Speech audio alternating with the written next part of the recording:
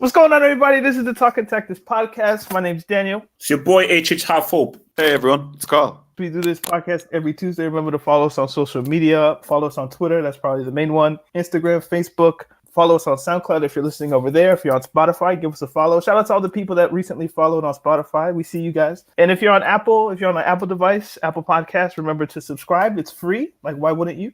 And if you want to leave a 5-star review, leave a 5-star review. We did get one from Lexington, Kentucky, from an Arsenal fan, Gunners fan. Thanks for the work you all do. I enjoy listening to your expertise and opinions on football, funny and informative. So thank you for that 5-star review. And if you want to help the show out monetarily, remember we have a Patreon page where we record 30 to 40 minutes every week, $3 a month. Not too bad. Carl, you want to give people some good news? Yeah, so I've joined The Athletic full time. Sorry I haven't been around much of the summer and whatnot. The plan was I was going to take the summer of Talking Tactics and go finish my book. I failed in that plan because I had to go move house. So I've left London. I've moved to Southampton. And this season I will be the Southampton reporter for The Athletic in The Athletic UK. So The Athletic, American sports company, come over to the UK. We're going to have one reporter at least on every single football club in the Premier League. They're going to write 2 to 3 articles about that football club a week. Is really the plan. They're going to watch every game home and away of their football club. So it's going to be the weird thing where I live in Southampton, but I'll most likely see one of my co-workers on a Saturday when I'm watching Southampton play that team. Also going to have a couple of people covering the Bundesliga, so Ralf Hongstein and... Oh my gosh, I can actually see his name. I'm just looking at the list of journalists, man. And right there, Southampton, Kalanka. Wow. That's amazing. It's just see, because like they just show the list of all the journalists and right there, wow.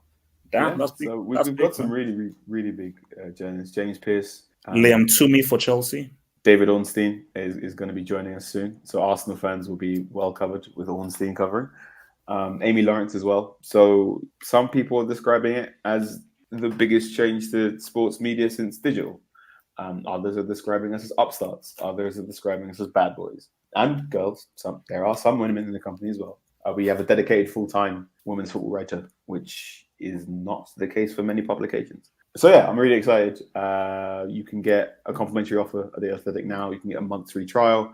I've got a promo code, athletic.com/anchor50 off. And then you get 50% off your year subscription. And that's all I'm going to say about that.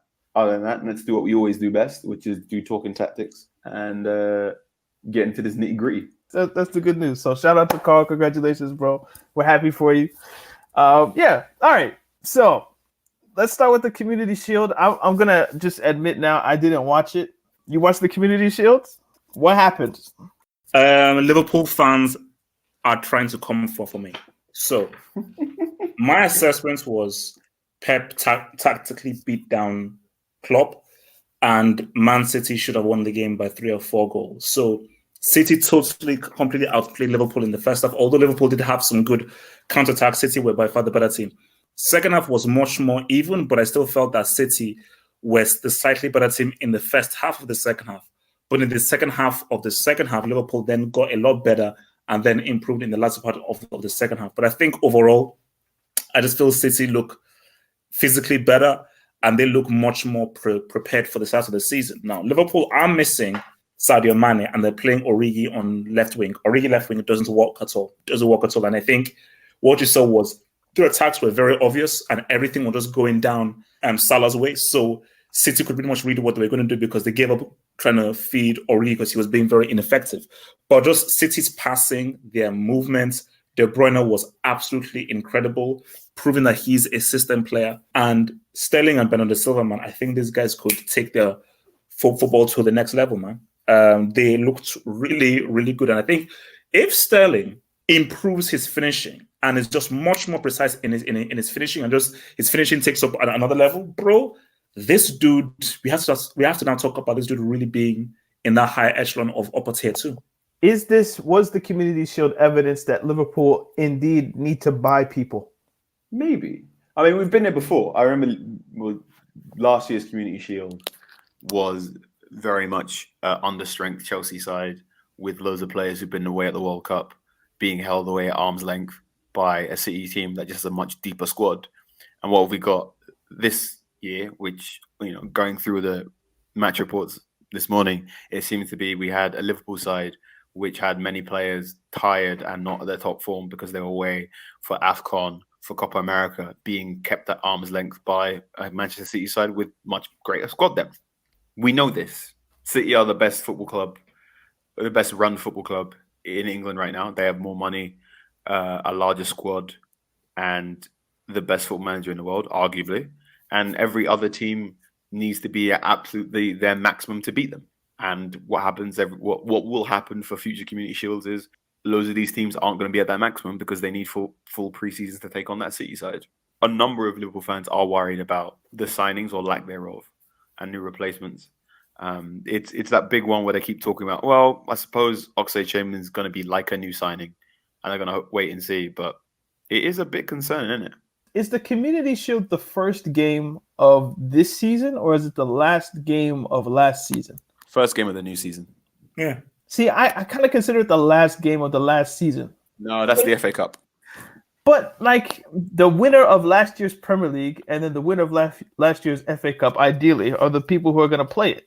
It's almost like the last game of last season is going to be the Liverpool-Chelsea UEFA Super Cup. No, I count it as the first game of the new season. Like I count the Super Cup as the first game of the European campaign. So I think I've said it 2 or 3 times. My opinion on the Community Shield has changed a lot recently. I'm like, no, it doesn't count. So, I say it doesn't count. It's a friendly. And also, after the post-Arsenal era of Community Shields, it's just a lot harder to understand what's going on because City are really good. All right. What else do you want me to tell you? It's just like in any game that has unlimited substitutions or feels like it has unlimited substitutions, it's not a real game. If you can substitute 7 people in a game, it's not a real game. For so many years, I'm still not sure how they view it because it began as a friendly.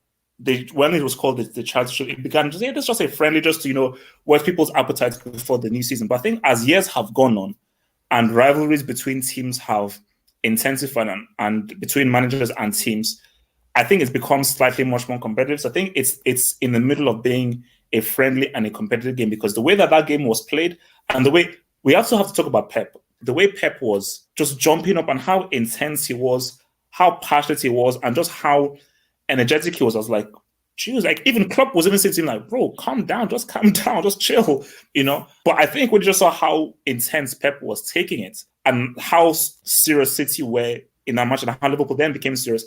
Bro, I think it has taken much more of a more competitive edge. It depends on who's playing it, right? So like now that Liverpool and Man City have become the rivals for everything in England, this game means something in a sense of like we're gauging just how good each team is. Who did Man City play in the Wolves? Who did they play in the final? Watford. They beat him 6-0. Watford. Yeah, I know it was a W team. So if this was Liverpool against Watford, say, it wouldn't have the same kind of resonance, I don't think. Hope said about how animated Pepe is on the sideline. He seems to be particularly animated during Community Shields because no one in the City team is going to be playing at optimum condition, right? You can't be 100% in Community Shields because you're coming off your holiday still. You're probably carrying out just like an extra kilogram worth of weight. So it's no surprise Pepe is at his most angry and animated in a Community Shield game. So Germany had theirs as well. I caught the second half, like 5 minutes in, and then I saw like it was just like a counter off a corner, I think, that Bayern had, and you just saw Jadon Sancho just start running. It's just like, and I was half expecting Manuel Neuer, just how just he comes out of nowhere from like the left side or the right side of the screen, and you're just kind of expecting like, okay, he's gonna come. He never came. He just kind of stood on his goal line, and Sancho hit the shot. It went in 2-0, and Borussia Dortmund won the Super Cup. I mean, it's typical of many Bayern Dortmund games. Bayern being the aggressor, lots of possession, and Dortmund just counter-attacking them. But you can feel the void left from Ribery and Robin. Because even if they were not playing, just having them know that you could always depend upon them and them just being in the squad was always like a very calming influence for the team. Now they're not even in the squad at all. You can feel that void. And Kingsley Coman, for me, he's not it. He's like very inconsistent, and I don't think that he can play at a level in which he can really push you towards being like a Champions League winner or really make you like a top team if he's your first choice wide man. Goretzka is functional. He's good. He's decent. He's not amazing. Muller's getting old. Lewandowski's getting old. Thiago Alcantara can't hold down our midfield by himself. Thiago Alcantara is very skilled. He needs a midfield controller in there.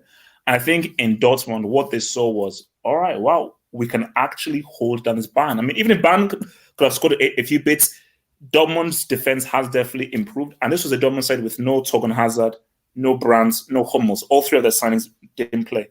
And I just think Sancho, flipping Jadon Sancho, England's most naturally talented player. Again, look, he's not there yet. He does make many mistakes, and he still has some learning to do because he does make some basic footballing mistakes.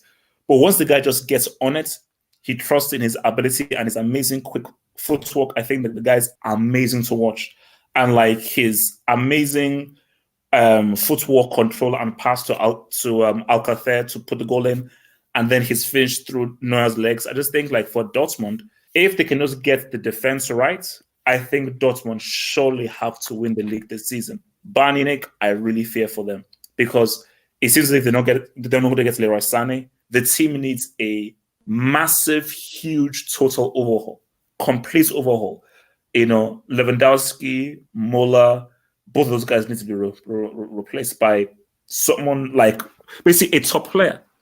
Sanchez, Gnabry, and Coman, if those are your young stars you're relying on, I don't know how well you can do. I'm quite annoyed that, well, irrationally annoyed. I'm like, oh, great. So the one time Dortmund get it together and beat Bayern, it's in a Super Cup rather than the game they really need to do to win the Bundesliga. So that's annoying. It's the first bit. People are saying it's the first bit of silverware that Dortmund have won in 2 years, but also, you know, it's a Super Cup, you know? Yeah. Dortmund Chief Executive Officer Hans-Joachim Weitze basically it says some really impressive things about squad building and what you do when you have to build a squad where there is a dominant side ahead of you. Much in the same way that the Houston Rockets, if you're a basketball fan, says some really interesting things about here's how we deal with the Golden State Warriors. And he's basically gone, you know, Dortmund are never going to be able to outspend Bayern, but what we have to do is be more ambitious and try and outsmart them. And what they've done recently is gone, let's really reinvest back into youth. Let's ally this with some more experienced older targets. You know, Witzel was particularly a vital addition to the squad last season. Almost what Ajax did last season, which is we've got all these really young, impressive generational talents, but also we've got guys like Alex Witzel, like Royce, like Delaney, who are a bit older and they're going to help us secure stuff. They seem to have doubled down on that again. And they do look good, but I don't trust Dortmund. Am I allowed to say that? I don't trust Dortmund. Bayern Munich are the Death Star of football. When Bayern Munich want to win a Bundesliga, they win a Bundesliga. That's just the way of things. They have a certain inevitability to themselves. And yeah, they really do need Leroy Sané. They really do need a dependable, you don't have to waste time hoping they get good in 2 or 3 years, but they are ready now to take over. Leroy Sané would be amazing for Bayern Munich, and I'm glad that deal might not go through because the Premier League is better with Leroy Sané in it. This is the weakest Bayern Munich have looked since the Jurgen Klinsmann years of Bayern Munich. And yet, I still think they're going to win the Bundesliga. Damn. Okay, do you have thoughts on Jadon Sancho? Just kind of like, I know you pay particular attention to like English players, so he's the real deal. So much better than I thought he would be. He's got this weird thing where he's so good. I've kind of, you know how I've spoken in this podcast about how much I have like a irrational dislike of Christian Pulisic. Yes. Part of it is because anytime I was like, Pulisic is good, man. If he's so good, why did Jadon Sancho bench him? The answer to that is because Jadon Sancho is a better football player, because Jadon Sancho might be one of the best players in Europe already. How old is he? 18, 19? Yeah, 19. Sancho benching Pulisic has more to do with Sancho being incredible than it does with Pulisic being rubbish. That's why my hatred is irrational, wholly. Now, how good is Sancho? He's just really fucking good. All right, so let's get into some transfers, I guess. Like, was there any other games of note that happened this week? I can't think of any. No. So all right, so yeah, transfers. So last week we led the show with Nico Pepe might be going to Arsenal. That indeed happened. You know what I'm gonna do? Seeing as of all of these transfers we have written down are official, I'm gonna ask you guys to give them a grade and then explain your grade. So Professor Carl, Professor Have Hope. Nico Pepe to Arsenal, what grade are you giving that? And don't give me like plus or minus. Just give me a letter. I was going to say C plus. Okay, then C. Decent, good, but he's not done anything to prove to me that like, oh, this is like a really good player that can do something. As in, he didn't impress me in the African Nations Cup, and even if you ball in the Uber Eats League on, balling in the Uber Eats League on doesn't mean that you're going to ball in the Premier League. So, but he is good. He's good. So I'll say C as a nice average rate. You gotta stop saying Uber Eats, bro. Wait, it's officially called that. I know, but it's just disrespectful, bro. No, that's the name. Like the Barclays It's Premier like- League is going to be called Uber Eats. So Yeah, but Barclays is like a bank, so that's okay. But like Uber Eats, like, come on. it's happening. Like I didn't ask for the sponsorship. They did. So there you go. Carl, if you had to give that a grade, what would you give it and why? So I'll give it a B because I don't think they need a player in that position, but the fact they've got one of Pepe's supposed quality is really, really good. Is Pepe better than everything they've currently got? Yes. Is Pepe going to make that attack better? Yes. Could they have spent that money improving the squad elsewhere? Yes. Does it matter anyway if like a large part of Arsenal is let's just outscore the opposition? Yeah, maybe. It's fine. I would give it a B, if only because you stopped Liverpool from getting him. You stopped Chelsea from getting him, although they had a transfer ban, so that makes it a bit weird. And two, I mean, you might say they don't need a wide player, but Half-Up always talks about Iwobi playing better centrally. Ozil plays better centrally. Mkhitaryan's dead. As much as you could play Aubameyang out wide, really he's a striker. So there's that. So they did need like a wide player. So it's a good buy, but I won't give it an A. I'm not going to hold AFCON too much against him because I know what the coach was up to. Like he was just like, let's just keep clean sheets. Let's play super defensively. He had Zaha on the bench for like the first 4 games. So the Ivory Coast guy, shout out to local coaches, but I know his plan is about. But yeah, it's it's just, you know, I understand. So it's not an A, but I'll give it a B. I say it's your account. Your account, Southampton now. But Harry Maguire to Manchester United. What grade are you giving that? Again, it's a B. Harry Maguire is a better defender than any defender currently in Manchester United's books. We said this about Kyle Walker and whatnot. We don't know. When we said Kyle Walker 50 million, I said, or maybe it was you, I'm not going to get mad about that transfer fee because I don't know what 50 million worth of fullback looks like. It's bizarre to say this already. I'm not going to get mad at Harry Maguire because I don't know what 80 million worth of centre-back looks like. The moment Virgil van Dijk went for 75 million, he became undervalued. Like Virgil van Dijk was and is so good that if Virgil van Dijk was available again, he'd cost 200 million. What? Maybe. You cost 140 to 200. You cost at least, I'd say, if Virgil van Dijk was available in the transfer market again, he'd be 150 million. No. Yeah. I think so, have hope. I think like the marketing that's going around to him, the Ballon d'Or rumors, all that kind of stuff. Like, yeah. Wow. Okay. Are we just gonna sit in that? Are we just gonna sit in that? All right. Yeah, I think look, basically, if we can agree that Virgil van Dijk now is probably worth 150 million, does Harry Maguire for 80 million make more sense? Mm. And if you think about it that way, you don't get too angry about the money.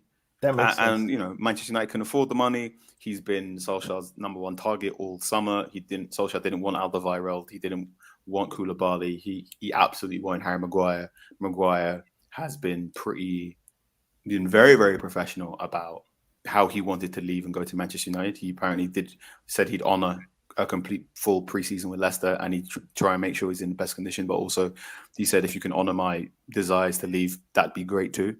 So this was a deal that was more or less done a month ago, maybe a month before, but there was just a lot of stalling over other extraneous clauses and whatnot in contracts. I found it particularly interesting that Manchester City tried to hijack it at the last minute. So we have very good reason to believe that partway through negotiations with United, the reason it got stalled was because City came in and went, hey, we can offer you money and Otamendi. Leicester went, no, we want money. And then City went, hey, we can offer you money, Otamendi and Mangala. And Leicester went, no, we want money. I loved Harry Maguire during the 2018 World Cup.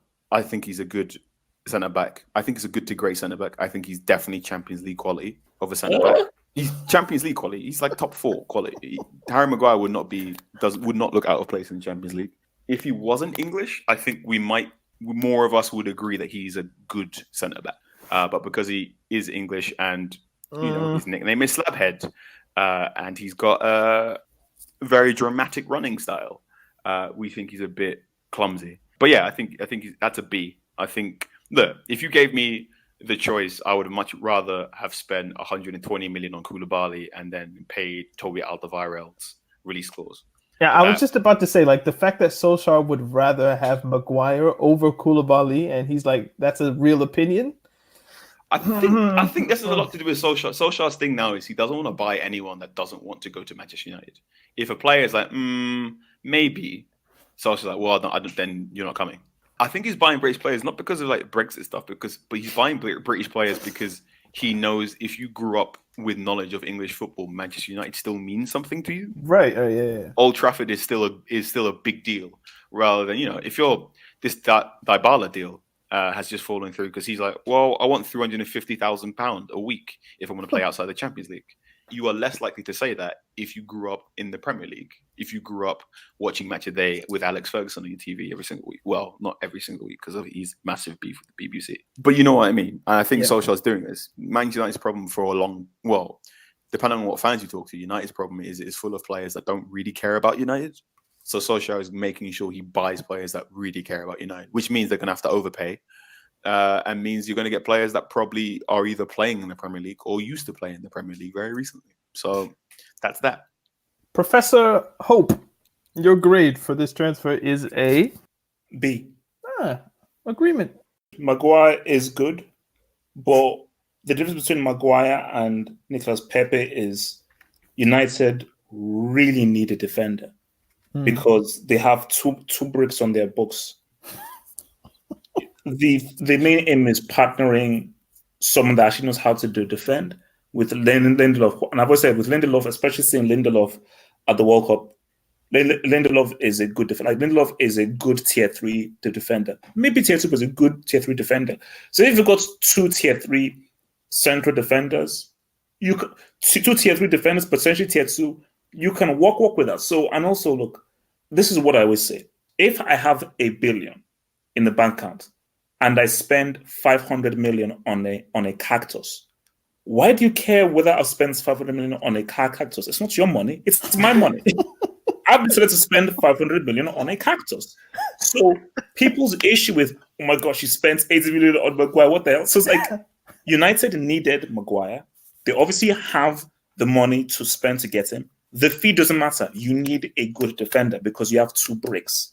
So for United, they have their man. Forget what the prices should be. And that shouldn't even be a hindrance or a cloud that hangs over Maguire because we're living in the post-Neymar transfer market. There's a dude called Philippe who went for what, 120, 130? So, look, man, it's a difference for footballing world, man. So I think, look, I mean, is Maguire enough to get United top 4 potentially? Is he enough to really make them win a trophy? I don't think so. Because everything still goes back to Ole Gunnar Solskjaer and his management style and his skill and how he gets the best out of the team and the system and the chemistry. You see, like, once you bring up Jones and Smalling, so you put those to the side, like, these are your arguments here. So that takes you from, like, an F to a D. So that's good. Then you bring up the point of, like, Eric Bailly is always injured. I think he just got injured again, and he's going to be out for, like, some weeks or months. Yeah, so that takes it to a C. Then you look at his quality and the fact that even if Manchester City want a player, that's a pretty good indication that, he's probably pretty good. So there you go. There's your B. I don't know if I can give it an A. He's Harry Maguire. So we'll just he'll have to earn his A. But, like, he starts with a B for me. I heard someone describe him as a Tesco finest Phil Jones, which... Harry Maguire. If someone went, Harry Maguire is just Phil Jones, but he was fit all the time, fine. Phil Jones is good at the things Phil Jones is good at. He's just quite bad at the things he's bad at. Phil Jones is also let down by the way he looks because, like, the faces he makes and all that stuff, and the quote where it was like Ferguson was like, he's going to be the greatest Manchester United player of all time. Like, you set him up way too hard. Like, there was way too much expectation for Phil Jones to ever match. But next transfer, Moise Kean from Juventus to Everton. I don't know what Sarri is up to, but we'll have to get into that whenever we preview Serie A. But Moise Kean gone to Everton. I don't know the exact number, but the fact that he's gone to Everton, what grade would you give that? This is a tricky one, but I'd have to give this a B. I'm looking at Everton. Like if, let's say, City or Liverpool or Chelsea bought Moise Kean, then I'll probably say a C. But because it's Everton and it's like, who knows? Like, yes, he's made an amazing, great impact, but we never know how good he could be because I think Moise Kean could maybe succeed where Balotelli failed. Now, Moise Kean doesn't have a quarter of the talent that Balotelli has or had. Because I say if Balotelli actually was focused, he'd be the best striker of his generation. But the thing about it is that for a guy so young to make such an impact on the senior team for Juventus and an impact for Italy, he must have something. So I think that is actually a very, very exciting move for Everton. And for me, I am extremely looking forward to just to see how well he does because it's a huge move for him. And I think it is a very good move for him. And yeah, we'll get back to what the hell Juve are smoking. But it's like, I believe that Correct. what may happen is he'll have Richarlison. Well, it's one of those hard ones where like Juventus have to shift players to earn money because FFP is going to hit them like a ton of bricks. Yeah, they've got a number of free signings, but those free signings are coming on like very Super large duper wages. wages. We know Aaron Ramsey's on 400 grand a week.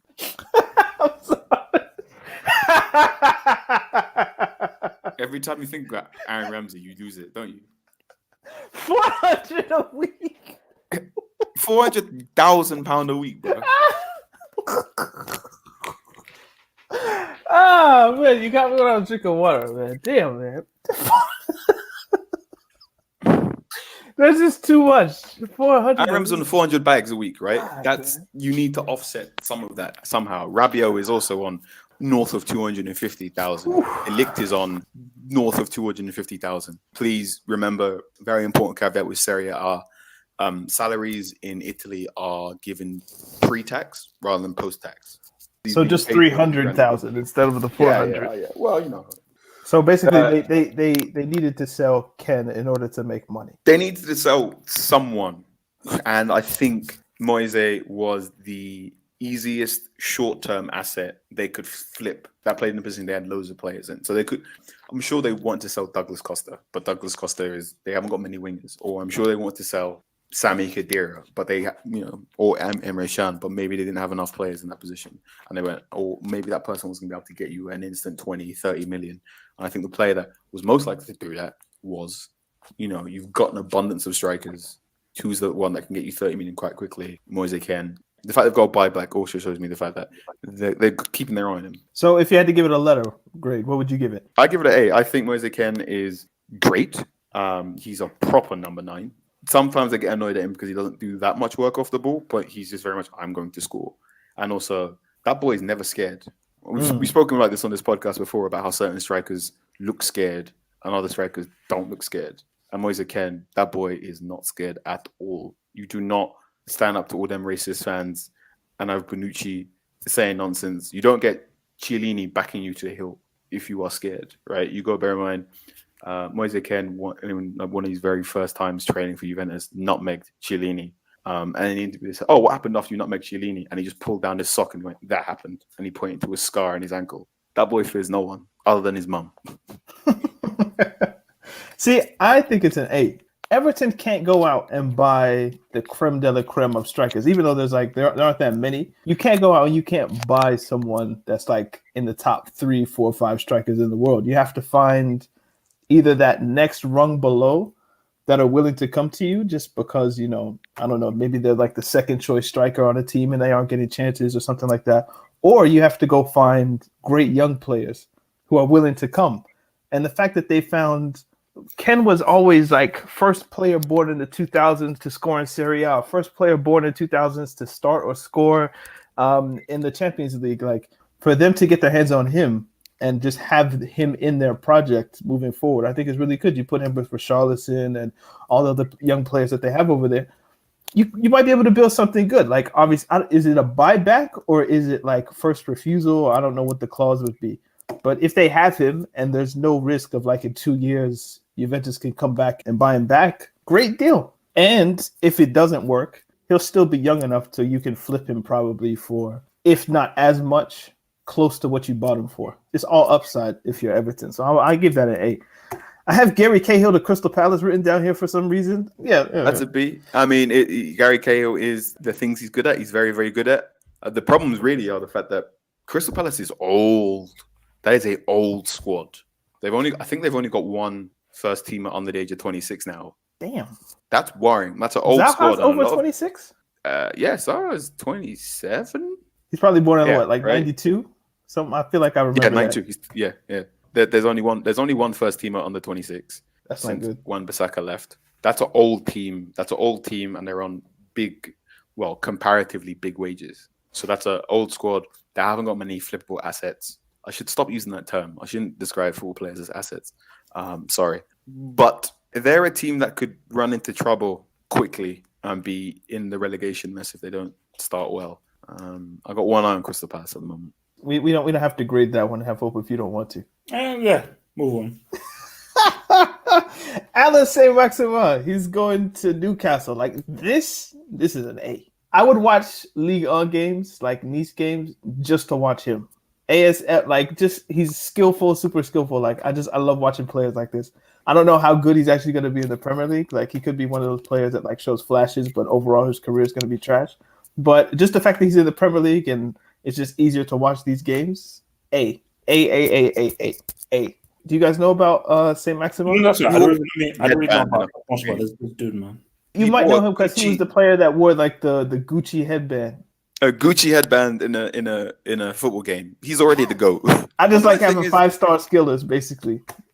My one is just like, really, if Rafa Benitez is coming up to you and saying, "Hey, Mike Ashley, I need some money to improve my squad. I need to do this and do this," and you're going, nah, and then you give all this money to Steve Bruce. Really? Steve Bruce. Newcastle might get relegated, actually, now that I think about it. But it'll be fun to watch. At least they'll have one player that's fun to watch. So do you guys have a grade on this? Like, I have this in here just because I like the player, but I don't know if you guys have any opinions on him. Really. So I don't really know much about. Just that people have said that apparently he has YouTube some really good bro. strikes. YouTube compilations, bro. I encourage you to go find one. All right, let's do some rumors. Dyblala is not going to United. He said if I want to spend a year playing Europa League football, I would like a certain degree of control over his image rights and would like wages close to 350,000 a week. Manchester United basically went, well, if you're going to make these sorts of demands, you don't really want to be here. Dyblala went, no, I don't really want to be here, but let's see if it can work. And then Solskjaer went, well, if you don't want to be here, don't be here. That's that. Man. It's sad. Your because I think Dyblala is... See, Carl, just as an aside, I don't know if this will make it. Can we reference United still as your club, or is that a bit weird? Yeah. Okay, so like your club's being rejected by Paulo Dyblala. Like, damn, bro.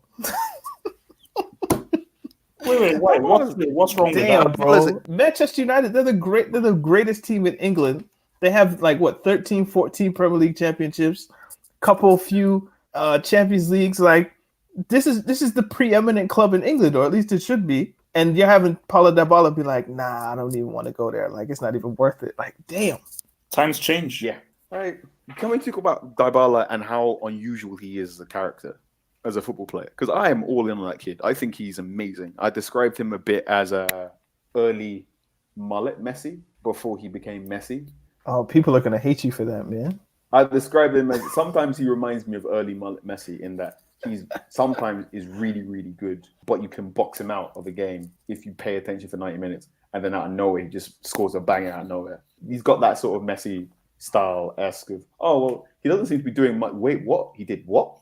That's what he looked like for a while, and then he fell off. I think in the last two seasons, he's fallen off. Ronaldo joining Juventus obviously has pushed him down to being second fiddle.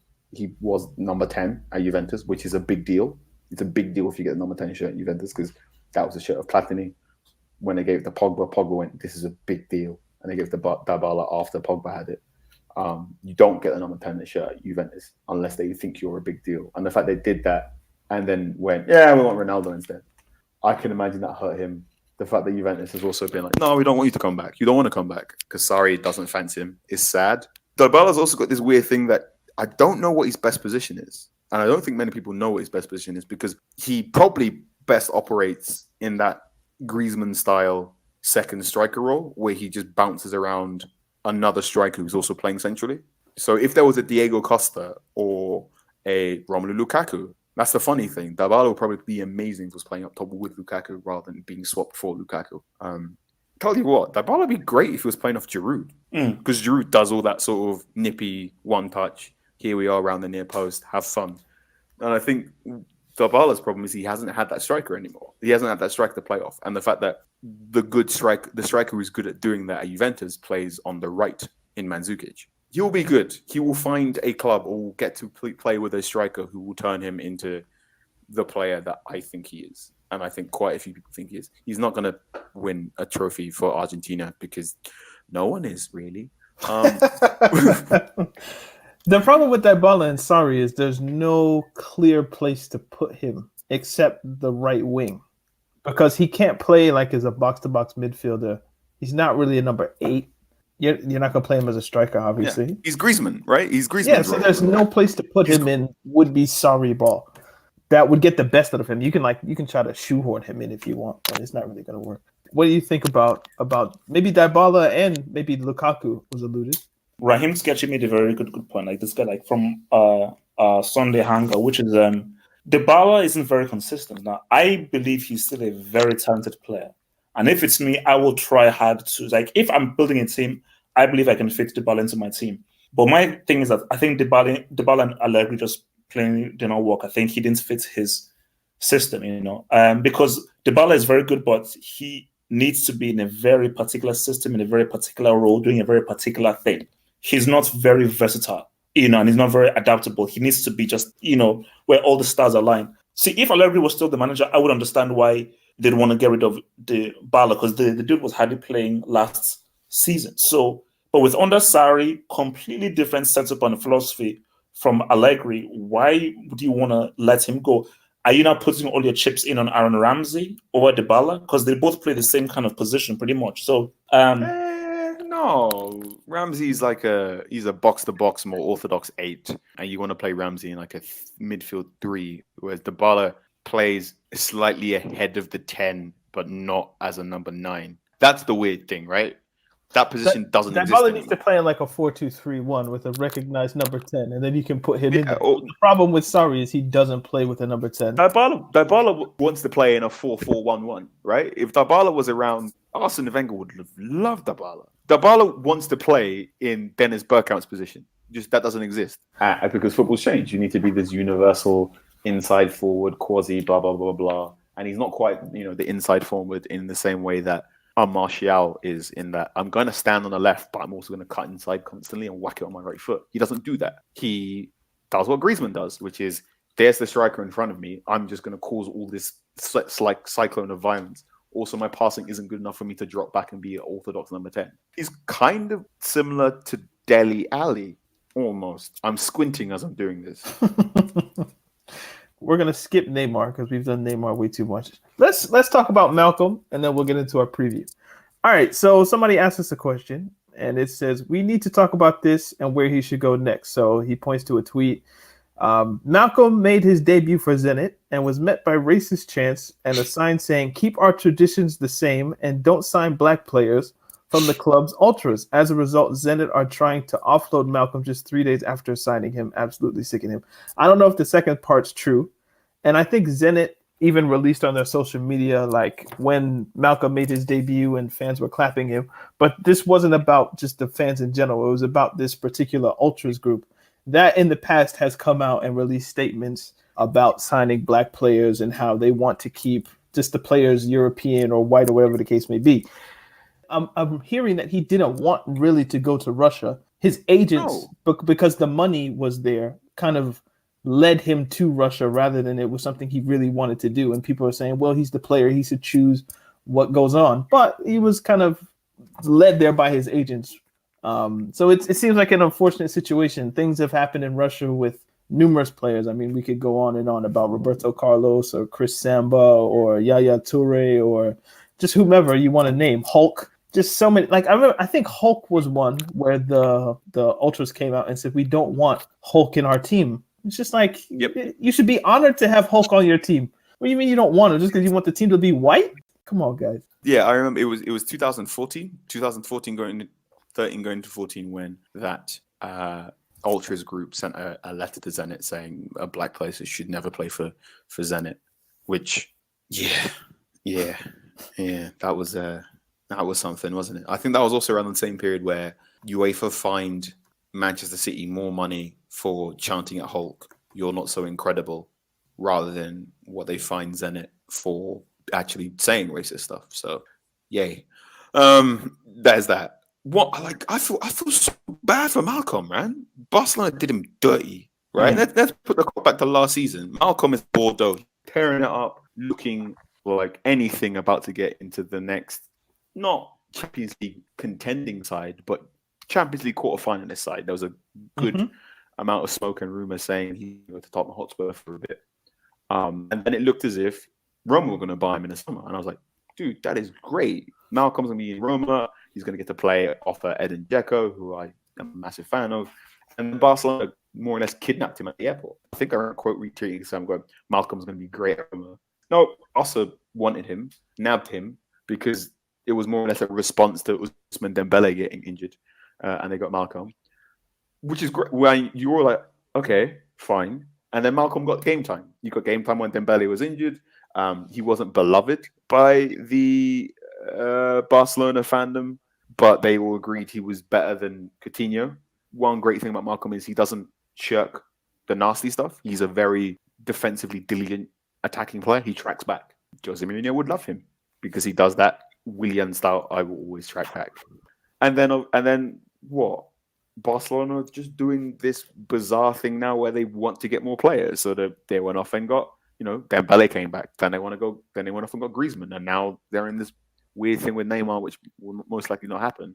And I said this on 2 or 3 podcasts. If I was Malcom and you just bought Griezmann and you're chasing Neymar, I'm like, whoa. What the hell is this? You went through all this effort to hijack my signing and pick me up from the airport. And then within 6 months, you're like, bored. Are you going to send me to Russia? To Russia? Jesus. I know Hulk talks about sending players to Siberia, but it's cold, man. Cold world. I think I tweeted it once the deal went through. I said I think Malcom going to Barcelona is going to be one of the fun what ifs, mid-tier what ifs of the next 2 or 3 years of European football, because I think he's a B to B plus player, and will be a borderline A- player very, very soon. 3 seasons, Bordeaux, Barcelona, Zenit, But everyone agrees that he's done nothing wrong. I'm sad. You couldn't pay me to live in fucking St. Petersburg. Are you insane? Hell no, man. No, I think, look, it's I mean, as I said again, racism within football and everything, nothing's going to stop because UEFA don't care. Maybe racists do work for UEFA. I don't know. Maybe all this thing with racist chanting and how guys are just allowed to say this certain kind of stuff. I always use the example of imagine if LeBron, Kobe, or Michael Jordan were playing in football. Do you think that they would just accept? Hey, it's just it's part of, as Bonucci said. Well, it's part of football. Sometimes you don't provoke these ultras, or else you'll be racially abused and all that kind of stuff. But the thing with Malcom specifically is, as Carl said, he did nothing wrong at Barcelona, and whenever he played, he was actually one of the better players. And this just shows you that look, something's going up with Barcelona. The Us didn't do anything wrong. Everyone is not blaming the Us for, he didn't score that final 4th goal in our first leg against Liverpool because you're too useless to defend a 3-0 lead. Even if the same guy, Dembele, was scoring winning goals. Malcom, every time he came on and he played, he was actually one of the most effective players. Coutinho is a guy who's been trash. And Cannibal Suarez. So I think that for Malcom to end up as Zenit St. Petersburg when, I suppose he was good at Bordeaux, from the time that he went for Barcelona, he was good for Barcelona. I just think that he just got a very, very raw deal. And my thing with Barcelona is okay, so basically you're saying Griezmann, Suarez, Messi, and then Dembele off the bench. Fine. If you're going to roll with that, that's fine. But I think with regards to Malcom, you need to sack your agents, because your agents is a bomb, because you shouldn't. If you're an agent and you know that your client is this good and you really believe in your client and you have any kind of inkling as to someone's footballing ability, trust me, there are a lot of teams. You can look at Sevilla, you can look at Villarreal, you can even look at Mönchengladbach. They just lost Torgan Hazard. He could fit very well in that team. Probably Zenit St. Petersburg. Are you mad? Bro. It's just the most random place for him to end up. It's just like, bro, and he's named after Malcolm X, and you got to deal with racism in Russia. Damn. Okay. All right. So let's do this preview, man. So our Ligue preview. It shouldn't last more than a minute. Do you guys think PSG will win Uber Eats Ligue 7th time in 8 years? Maybe 8th time in 9? Yes. I think it's a question of how many points. We. And how soon. I think I'm going to say it now, and you can play it back in the spring. PSG would have won Ligue 1 by April. I'd say they're going to win. Either going to win Ligue 1 by more than 6 games to spare. Okay, so their competition this season. Okay, so we have Lille, who lost their best player. I think they finished 2nd in the league. We have Lyon, who lost Fekir. I'm not sure if the ins and... Wait, where's Fekir? Oh, Fekir's at Betis now, isn't he? Yeah, Fekir's at Betis. Marseille wants James Rodriguez apparently there. Interesting. James. So it's how many points are PSG going to win this league by? 14? Yeah, 12, 16. Yeah, so double digits, comfortable double digits, you know. So yeah, that's our Ligue 1 preview. Maybe when the games actually start, we'll have to cover it a bit more. So yeah, Premier League preview now. So this is, I don't want to spend too much time because we're going to be talking about the Premier League all season, so it doesn't have to be too much stress. So what do you guys think is going to be the top 4? Remember, this will be used against you. My top 4 is Manchester City 1st, Liverpool 2nd, Tottenham Hotspur 3rd, Chelsea 4th, Arsenal 5th, Leicester 6th. Jesus. We should just saved you for less. So United are finishing where? 7th. Damn. Whew. Wolves are your 8th team? Wolves are 9th. Everton 8th, Wolves 9th, and 10th is Watford. That's my top 10. Man City 1st, Tottenham 2nd, Chelsea 3rd, Liverpool 4th, Arsenal 5th, Wolves 6th, United 7th, Everton 8th, Leicester 9th, Watford 10th. I'm going City to win the league again, unfortunately. So that'll be 3 in a row, yeah. Then Liverpool, Spurs, Arsenal, United, Chelsea, Wolves, Leicester, Everton. So we're all basically this top 3 is going to be City, Liverpool, Spurs. We're all very much we have no idea who's going to finish 4th because 4th is very gettable. 4th is gettable, but out of Chelsea, Arsenal, Leicester City, not quite Wolves, and Manchester United. But all of those teams have very glaring deficiencies, right? Chelsea have a transfer ban and a relative novice manager. Manchester United don't have a very good midfield outside of Paul Pogba and a relative novice manager. Arsenal have Mustafi at the back. They're all very flawed enough that they probably can't get higher than 4th, but they're all slightly too flawed for us to say they will definitely finish 4th. Right. Yeah, I think we're all good there. Relegation. Who's going to be departing us?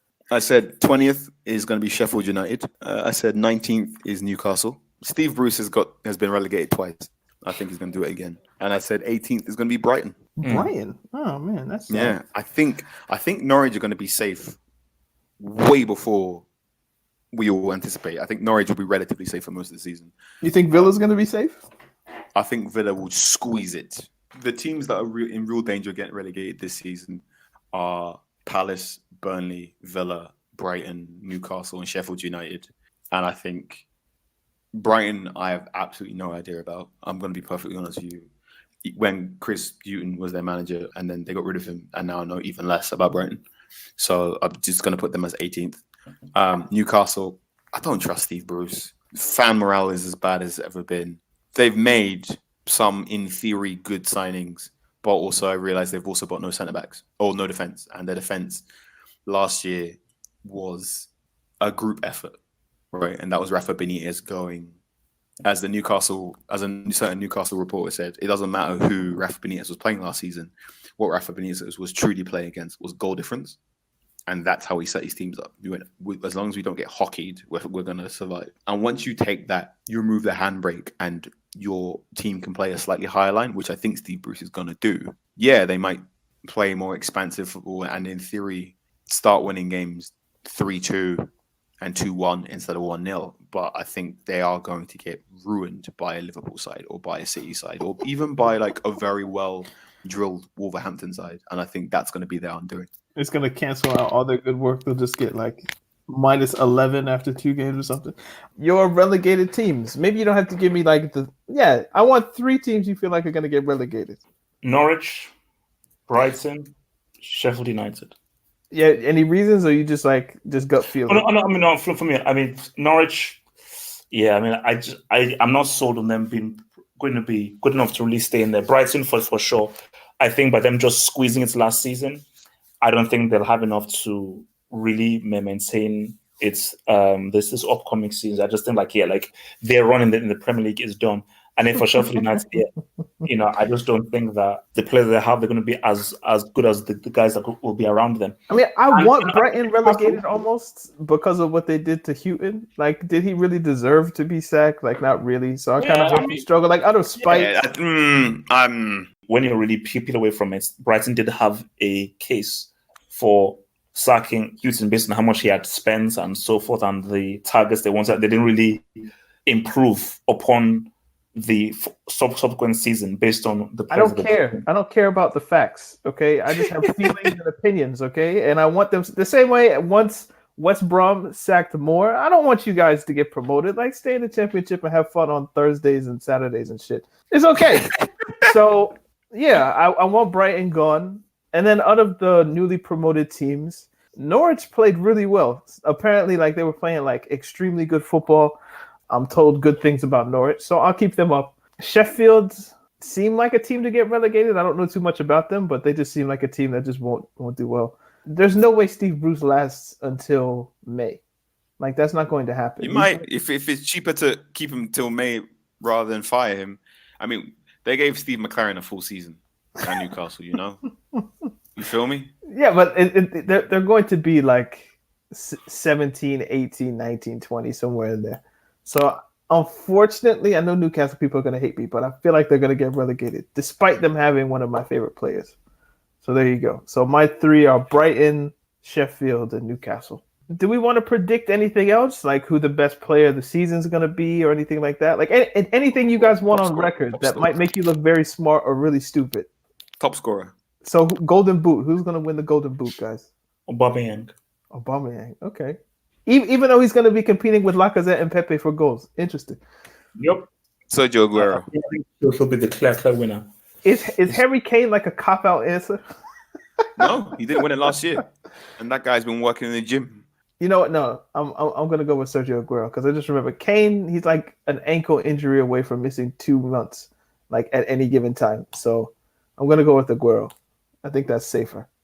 So we got Golden Boot. Player of the season. Player of the season. PFA Player of the Year. Who do you think that's going to be? Pulisic. I think it's going to be De Bruyne. He barely played last year.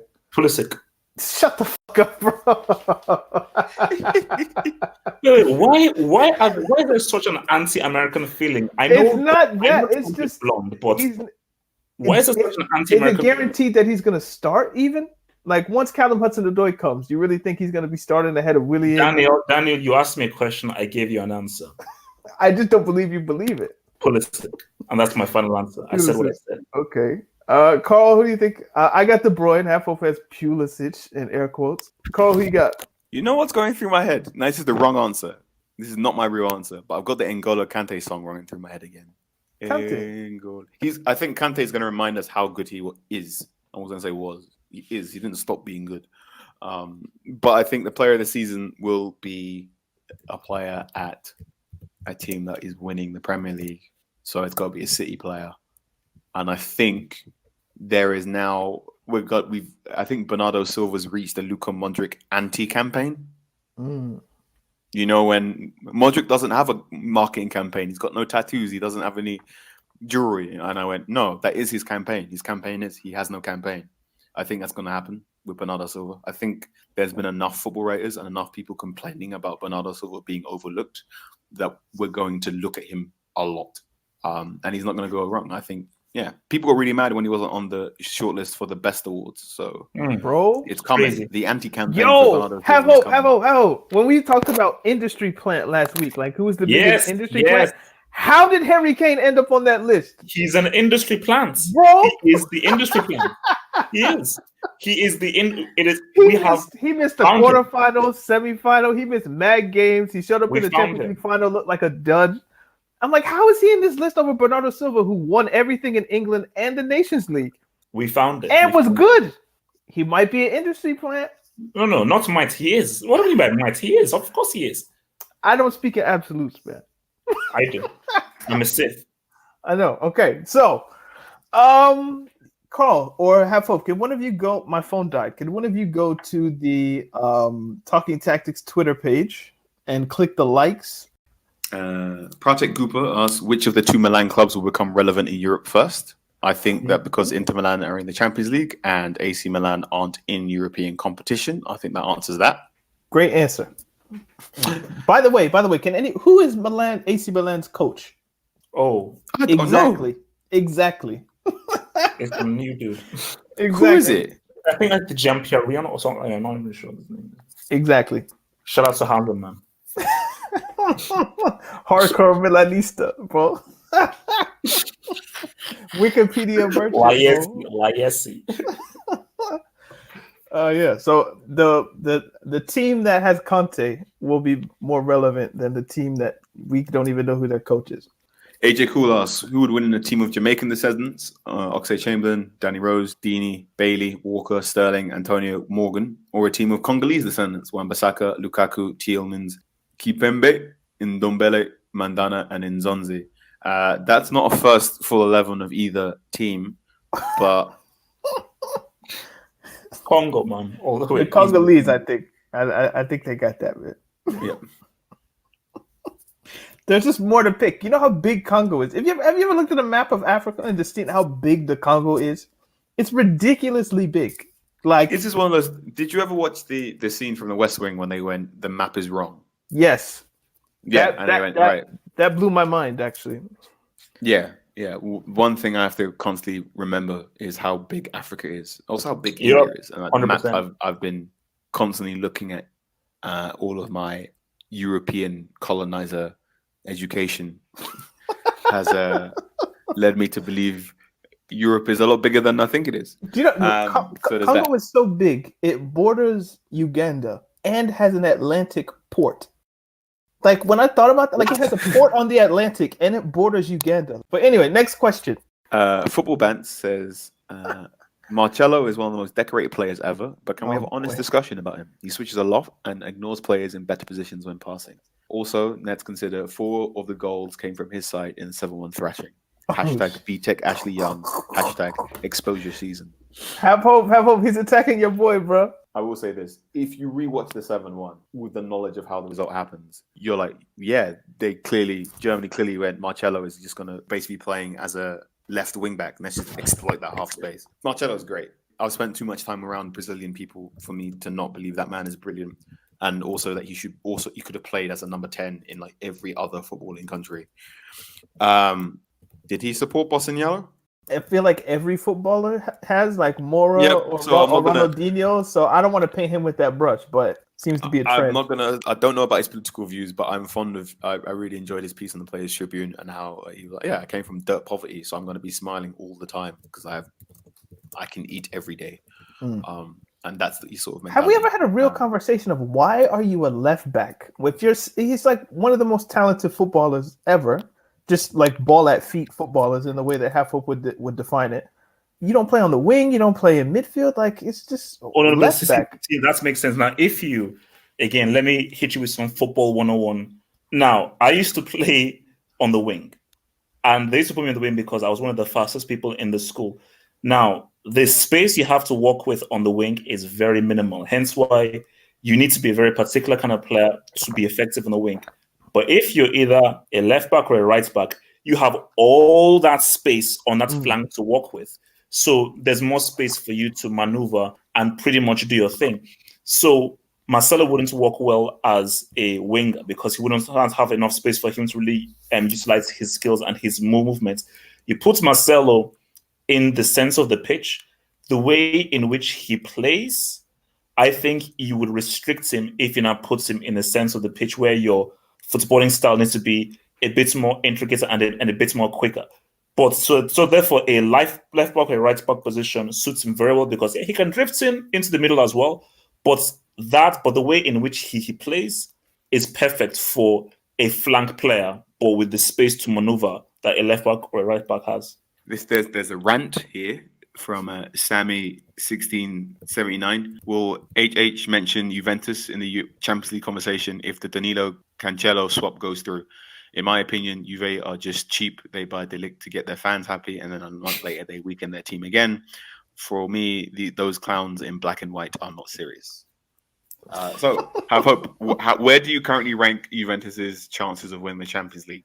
So basically, the UEFA are going to release the official, which I got privy to, the UEFA official list, which is Juve 1, Liverpool 2, Chelsea 3, Barcelona 4, I think. Wait. Sorry. Is this the UEFA coefficients?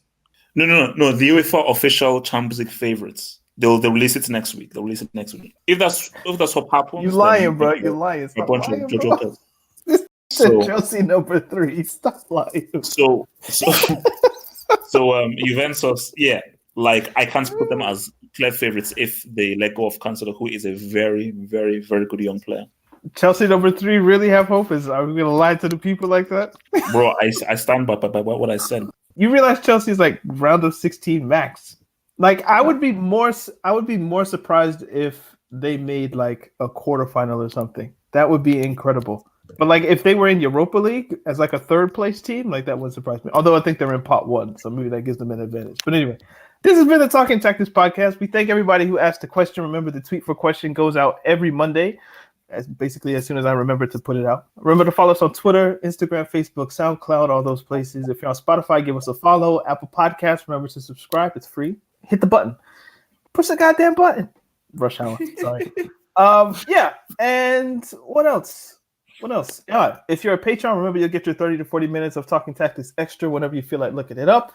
Half Hope, where can the people find you? You can find me on Twitter at HalfHopeHot. You can find me on Instagram at the Half Hope. You can find me via the website Half Hope Football Hot, and you will not find me on the streets. Carl Anchor, where can people find you? You can find me at Anchorman616. You can find me at The Athletic. It's going to be a fun season. Can't wait. Indeed. I'm at Daniel to look where I Talking Tactics again. Talking Tactics podcast, sometimes funny, sometimes serious, always football. Indeed. We'll see you guys next week. That's not the way we normally do it. I know, but it worked. So there you go. Yeah. Talking Tactics Extra. What's going on, people? This is going to be a heavy one, I guess. If we could link this to football in some way. I was watching SportsCenter yesterday, and they showed the highlight of DC United playing the Philadelphia Union. I don't watch that much MLS, but it is what it is. And Alejandro Bedoya, who is a 32-year-old player from Englewood, New Jersey, according to this Google search I just did, plays for the Philadelphia Union, and he scored a goal. It was a decent goal, hit the post, went in. They celebrate or whatever, and he runs, the boom mic? So there's a boom mic, so near the corner flag. So when you kick a corner, people on TV can hear that, the corner was kicked or whatever. Just kind of give the people on TV a feel of the game. And they celebrate. Then he runs to the boom mic, and he says, I should probably get the quote as well. Get that direct. Yeah. He says, Congress, do something. And this was in relation to the 2 mass shootings that happened in the United States, one of which was in El Paso, Texas. And then later that day, another mass shooting happened in Dayton, Ohio. And